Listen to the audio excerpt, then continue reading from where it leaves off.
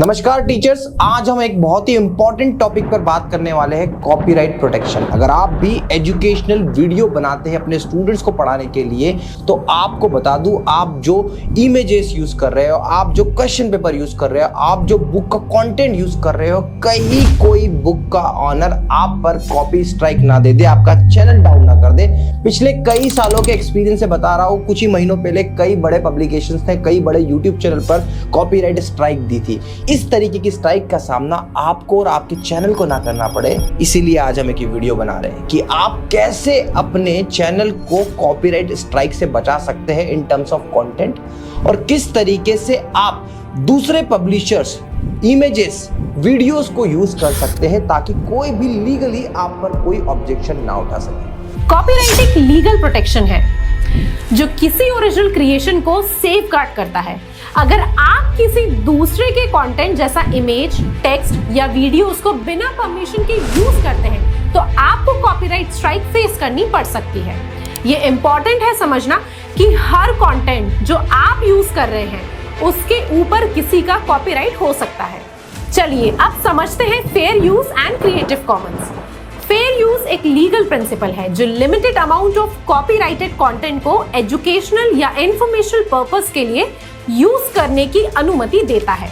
इसका मतलब है कि अगर आप किसी बुक का एक छोटा हिस्सा या एक छोटी वीडियो क्लिप एजुकेशनल पर्पस के लिए यूज करते हैं, तो आप फेयर यूज के अंडर आ सकते हैं। चलो आसान भाषा में फेयर यूज का एक एग्जांपल आपको देता हूँ। फॉर एग्जांपल, किसी राइटर की बुक है और उस राइटर के किसी एक पेज को या एक कॉलम को आप किसी वीडियो में कोट करना चाहते हो, तो ये फेयर यूज होगा। मगर आपने पूरी की पूरी बुक को पढ़ाना शुरू कर दिया और एज इट इज स्कैन करके पढ़ा रहे हो, तो ये फेयर यूज नहीं है। यहाँ पर आपको कॉपीराइट स्ट्राइक आ सकती है। सेम बात है, अगर आप किसी मूवी की क्लिप उठाकर उस पर एक्सप्लेनेशन देना चाहते हो, अपने टीचिंग के दौरान यूज करना चाहते हो, तो आप यूज कर सकते हो, पर पूरी की पूरी फिल्म को एक अपने वीडियो में ऐड नहीं कर सकते। Now comes Creative Commons। एक और तरीका है जिससे आप लीगल तरीके से कंटेंट यूज कर सकते हैं। काफी रिसोर्सेज जैसे इमेजेस, वीडियो या टेक्स्ट क्रिएटिव कॉमन्स लाइसेंस के अंडर आते हैं, लेकिन टर्म्स को फॉलो करना जरूरी होता है। जैसे अगर आप किसी इमेज को क्रिएटिव कॉमन्स लाइसेंस के थ्रू यूज कर रहे हैं, तो एट्रीब्यूशन देना जरूरी है। देखिए, ये एट्रीब्यूशन देना क्या होता है, तो ऐसी बहुत सारी वेबसाइट है जो sound, music, images like Pixabay, PicsArt allow करती है कि भाई आप हमारी यूज कर लो, पर आप हमें एट्रीब्यूशन दो। अब ये एट्रीब्यूशन क्या है, तो एट्रीब्यूशन सिंपल से उनको आप क्रेडिट दो। जैसे आपने वीडियो बनाया, वीडियो में आप नीचे डिस्क्रिप्शन में क्रेडिट दे सकते हैं कि this image is used by Pixabay, this content is taken by this particular website. इससे आप क्रिएटिव कॉमन्स को प्रॉपर्ली यूज कर सकते हैं। देखिए, अगर आप यूट्यूब पे वीडियो बना रहे हो और आप किसी और वेबसाइट या किसी और सोशल प्लेटफॉर्म से किसी का वीडियो उठा रहे हो, तो आप छोटा हिस्सा ही उठाएंगे, आपने पूरा लगाया, कॉपीराइट स्ट्राइक 100% आएगी ही आएगी।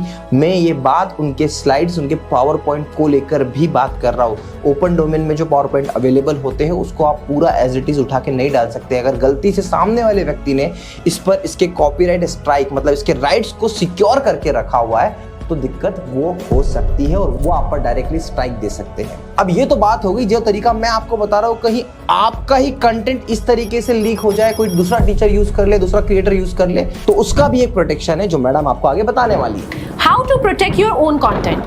अगर आप अपना खुद का कंटेंट क्रिएट करते हैं, जैसे प्रेजेंटेशंस, वीडियोस या नोट्स, तो आप अपने कंटेंट को कॉपीराइट के जरिए प्रोटेक्ट कर सकते हैं। इसका फायदा ये होगा कि अगर कोई आपका कंटेंट बिना आपकी परमिशन के यूज करेगा, तो आप उस पर कॉपीराइट क्लेम कर सकते हैं।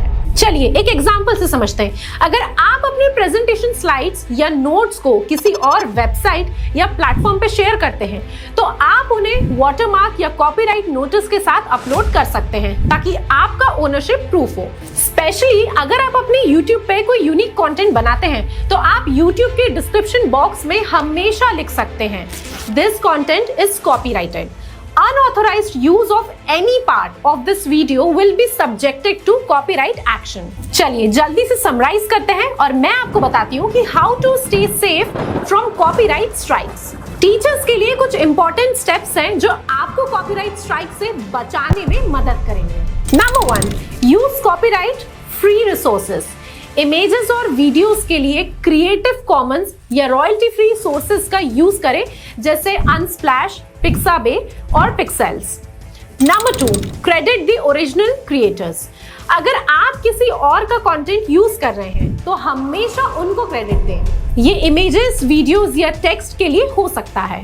Number 3, use fair, use principles. Content का लिमिटेड हिस्सा यूज करें और उसको एजुकेशनल कॉन्टेक्स्ट में एक्सप्लेन करें।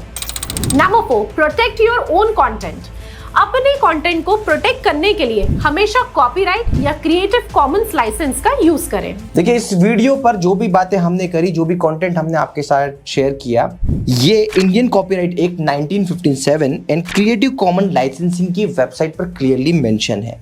मैं आपको इस वीडियो के माध्यम से बताना चाहता हूं कि एक्चुअल में ऐसे बहुत सारे चैनल्स थे डाउन द लाइन जहां पर बड़े बड़े पब्लिकेशन हाउस ने क्या किया, पब्लिकेशन हाउस ने स्ट्राइक मारी और बड़ा अमाउंट उन्हें देना पड़ा।